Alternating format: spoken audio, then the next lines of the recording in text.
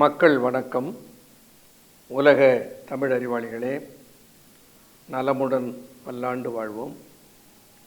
மக்கள் தொலைக்காட்சியில் புத்தம்புது காலை என்கின்ற நிகழ்ச்சியில் நலம் தரும் மூலிகை என்னும் பகுதியில் இந்த குளிர்காலத்தில், மழை காலத்தில் நம்மை பெருந்தொற்றாக பீடிக்கிற கப நோய்களிலே இருந்து விடுபடுவதற்கு என்ன செய்வது?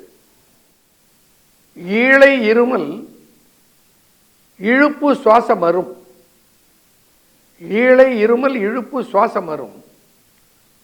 வாழை ஒத்த கண்ணாய் வழுத்த கீழ். நாளை என்றில்லை கப சுரமது இன்றே விலகிவிடும். கொல்லை கருமுள்ளி கொல்லை கரிமுள்ளி கொள் என்று தேரையர் ஒரு பாடல் எழுதினார். மிக அரிய மூலிகை வகை கரிமுள்ளி. முள்ளி வேரை பயன்படுத்தி கபசுர குடிநீர் செய்ய வேண்டும் என்பது சித்த மருத்துவத்து திரட்டிலே இருக்கிறது. அதிலே பல்வேறு வகையான மாறுபட்ட கருத்துக்கள். ஏன்னா முள்ளி என்றால் நீர்முள்ளி என்று ஒன்று இருக்கிறது, செம்முள்ளி என்று ஒரு செடி இருக்கிறது, கரிமுள்ளி என்று ஒரு செடி இருக்கிறது. எந்த முள்ளியினுடைய வேர் என்பதிலே குழப்பம். இந்த குழப்பத்தை நீக்குவதற்கு தேரையரை கேட்டால் அவர் பொருள் சொல்றார். ஈழை இருமல் இழுப்பு சுவாசம் வரும். வாழை ஒத்த கண்ணாய் வழுத்த கேள். நாளை என்றில்லை கப சுரமது இன்றே விலகிவிடும். கொல்லை கரிமுள்ளி கொள். கரிமுள்ளி, கபசுரம், இந்த வார்த்தையை பாருங்க. நாளை என்றில்லை, கபத்தினாலே வந்திருக்கிற உன்னுடைய சுரம் நாளைக்கு நல்லாகும் என்று இல்லை, இன்றே. கபசுரமது இன்றே விலகிவிடும். நாளை என்று இல்லை அப்படின்னா it has got immediate effect on the pulmonary system. இப்ப கரிமுள்ளி கபசுரம், கபசுர குடிநீருக்கு சேர்க்க வேண்டியது கரிமுள்ளி என்று தெளிவு வந்தது. அவர்களுடைய அபிப்பிராயம் பலர் ஏற்றுக்கொள்ளலாம், சிலர் மறுக்கலாம்.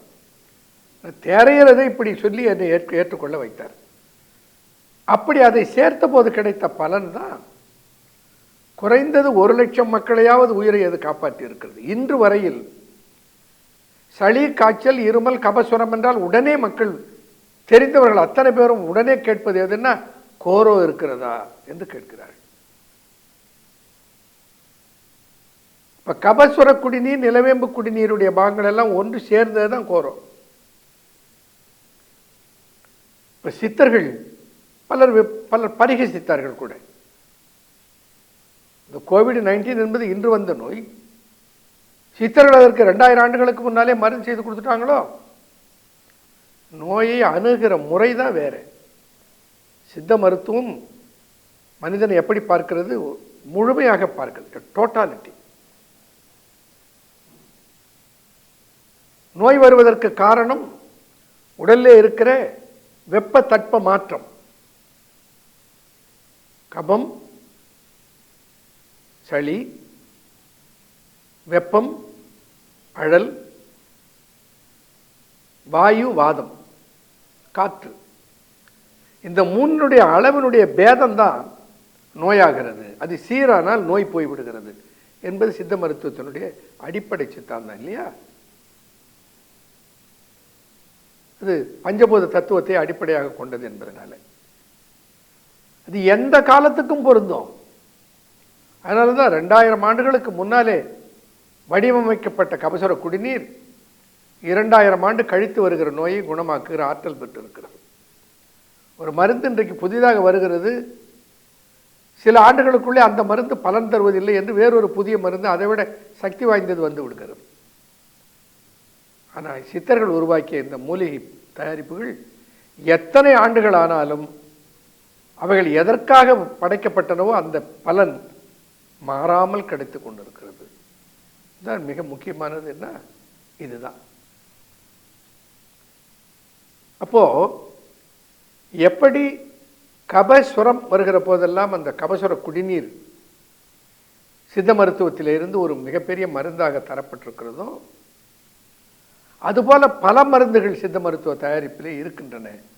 நிரந்தர குணமளிக்கிற, புதிதாக வருகிற நோய்களுக்கெல்லாம் பரிகாரமாக இருக்கிற மூலிகை மருந்துகளாக அவைகள் இருக்கின்றன.